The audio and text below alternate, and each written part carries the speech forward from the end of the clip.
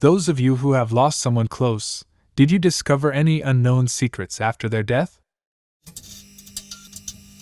My grandmother was a lovely lady. She had little money and lived simply. We loved each other, and it was a special relationship. When she died, I was very surprised to discover that she had quietly scrimped and saved over the years, and left enough money for me in her will to pay for my college education. That was her dream, and I had no idea, as she never said even one word about it. That's amazing. What a special gift to leave for someone unknowingly. My great-grandfather died and left a bedset, the only thing he had in his name, to me. Him and his wife bought it when they married in the 1920s. It's very special. My father died when I was 12. The night before he died, I was staying the night with my cousins. I wanted to go home really bad because they were older than me and were all watching scary movies, and I didn't want to, but didn't want to go to bed super early either. I called home and begged to come home, but he wouldn't let me. I yelled, "I hate you," and hung up the phone. Yes, so those were my last words to Dad. I spent almost 15 years thinking he had died angry with me. One day a few years ago, I was talking to my mother and mentioned how heavy that weighed on me. She shocked me by busting out laughing her ass off. She said after he hung up the phone he cracked up because he definitely didn't want me home. They were about to have sex. So yeah, he didn't die angry with me, he was just boning my mom. It's okay, friend. Your dad died doing what he loved. Your mom. My grandfather was a great guy, who was also kind of crotchety. He died on December 30th.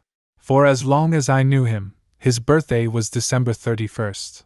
We all wished he lived one day longer to see his next birthday, or at least die on his birthday like Shakespeare, because that's poetic. When we were cleaning out his stuff, we found his birth certificate. Lo and behold, he was born on December 30th. He hated parties so much that he always lied about when his birthday was, so that he only had to celebrate one. My mom even thought his birthday was December 31st. He lied to his own children, but at least he died on his birthday like Shakespeare. My grandfather used mob loan money to start his business. Found this out when a retired mobster showed up at his funeral reception. It was the Italian mob in the Bay Area.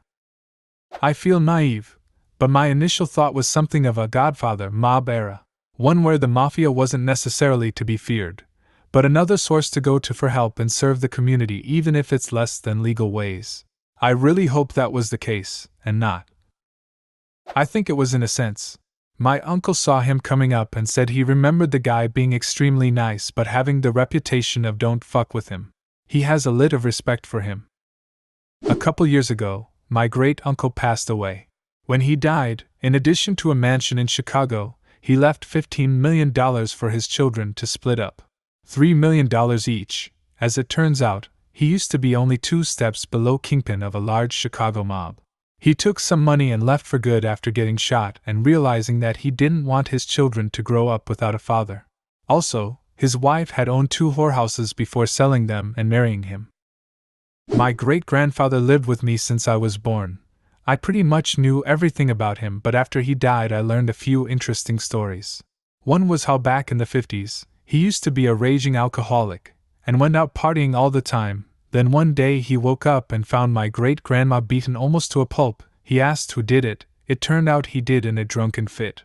After that he quit drinking cold turkey. The only time he ever drank afterwards was my uncle's wedding in 1986 and his 75th birthday in 2005. This might be one of the saddest things on this thread.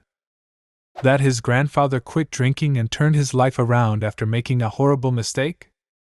No, I think he just meant the horrible mistake. My best friend since kindergarten, Cheryl, was killed by a drunk driver along with her father. Since the 7th grade, I wrote her a poem every month and mailed it to her. I pretty much thought she would just throw them around after reading them a few times, but I discovered she had a shoebox under her bed with all 37 poems from 7th grade when I started writing them to 9th grade when she was killed. After my husband's grandmother passed away in Jan, they found a photo from the 1940s of a handsome man in uniform amongst her things. The back read something along the lines of, "With my deepest love and devotion, Terry," but it wasn't her husband, who she was married to during the war, and no one had ever heard her mention him before. He must have meant something to her, to hold on to that photo for 70 plus years. I found out my father was gay. It explained a lot about his depression and addiction issues. Wow, that must have been very hard for him to deal with, in regard to his legacy and hiding it from you his whole life. Well, the depression and the addictions were apparent to all of us, of course. I just wished he could have been himself. I believe it killed him not to be. My grandpa was a massive racist for a long time, until very late in his life when he calmed down a bit. After his death, we found out that he had been financially supporting underprivileged African American kids secretly for at least a few years. Maybe this is a little heavy, but here goes. My grandma was killed by my uncle, not my real uncle, second cousin I think, when I was around 11 years old. The adults in the family tried to shield a bit of the details, but the story made the news, so I heard enough about it anyways. My great-grandma had died about 5 years prior to this. She had been stabbed to death, but no killer had ever been convicted. Anyways, after my grandma was killed, new evidence came to light, and we found out it was my uncle who was responsible. So your second cousin killed both your grandmother and great-grandmother? Yeah, exactly. But we didn't know he was responsible for the first murder until after the second one. Do you know why? Money, I think. He had a drug problem, I know that much. I wasn't particularly close with my grandfather. I was young when he died, but as he was dying, he had to have a breathing tube put in. After he died, the doctors presented my grandmother with his false teeth. Apparently, when he was 21, as a birthday present, his father had taken him to the dentist to have all his teeth pulled and have false ones put in. No one knew, including his wife and all his kids. Apparently this was common practice. When and where was that a common practice? Not common as in everyone in the general population did it, but he was in the army, and so was his father, who also had false teeth. They pulled their teeth so that their teeth wouldn't rot out of their heads and cause problems, apparently. This is really just what I remember from my parents telling me about it, sorry. It's still pretty common in the rural US. Places like Kentucky and West Virginia. It's actually less expensive, easier to get your teeth pulled and replaced by dentures at the age of 18. Keep in mind these are the poor who can't afford any kind of dental insurance for themselves or their children. My great-aunt was my great-uncle. I'm cool with it though. Kudos to her for doing that in a time where it was really, really hard. Friend committed suicide. After his death, I found out B was beyond abusive to his wife, to the extent of holding her and their kids at gunpoint. I knew he was bipolar and alcoholic, but had no idea how bad this was. It's making me feel conflicted about whether to miss him or not. I feel like I miss him because he was my friend for a decade, but I hate him for being abusive.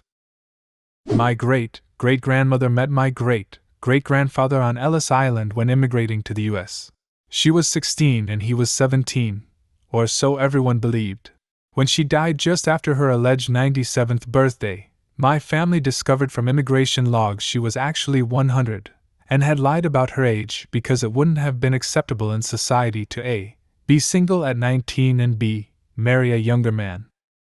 The day my mother died suddenly, I found out that both she and my dad had been married before.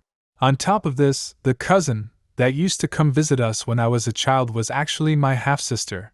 She had stopped coming around, but I always liked her and wished she would come back. Sad part is, even my father had lost track of his own daughter. Long story involving the secret they were keeping from me, a marriage and subsequent move and then divorce of my half-sister, and he hadn't able to locate her for years. Happy ending 18 years after my mom's death, my sister contacts me out of the blue. We meet up for a tearful reunion, and shortly afterwards, father and daughter are reunited at last. We all love each other dearly and love to get together. We each live in different states. In India, January 2013, both of my grandparents died just hours apart. At the time, my mother and I were told that my grandfather died of a brain hemorrhage and my grandmother died in her sleep. My aunt and uncle flew from England, where they reside, to India when they heard my grandfather was in a coma from the hemorrhage. This year, my mother began talking to a man in India who was one of my grandfather's best friends. This man was with my aunt and uncle during the time of their death. According to this man, My aunt and uncle woke up and found my grandmother dead in her bed and just left her there. They didn't do anything about her dead body for hours, they just left it in her bed. While my grandmother's corpse was still in her bed, my aunt and uncle went to the hospital to see my grandfather. The doctor said my grandfather would come out of the coma soon and would be fine. But my aunt and uncle decided to pull the plug on him anyways. They went back to the house, and one of the housemaids showed my aunt that my grandmother's dead body was foaming at the mouth. My aunt took her scarf, wiped away the foam, and kept the scarf there to prevent anyone from seeing the foaming. So basically, my aunt and uncle killed my grandparents. Does the foaming at the mouth mean she was still alive? Because otherwise, I'm not sure how they were responsible for your grandmother's death in this story. My mother is a doctor. She explained to me that foaming of the mouth after death is a sign that the deceased was poisoned, medication overdose, etc. My aunt was in charge of distributing my grandmother's medications. Okay, makes sense now. Ever found out why they did it? Money. We also found out at the same time that my aunt and uncle forged their will. They put new text over an old document, and it's also visible that the signatures are not aligned where they should be. My aunt and uncle wrote me out of my grandparents' will so that I would get nothing in them and their kids would get everything. Do you have a similar story? Leave a comment and subscribe to the channel if you want to see more videos like this one.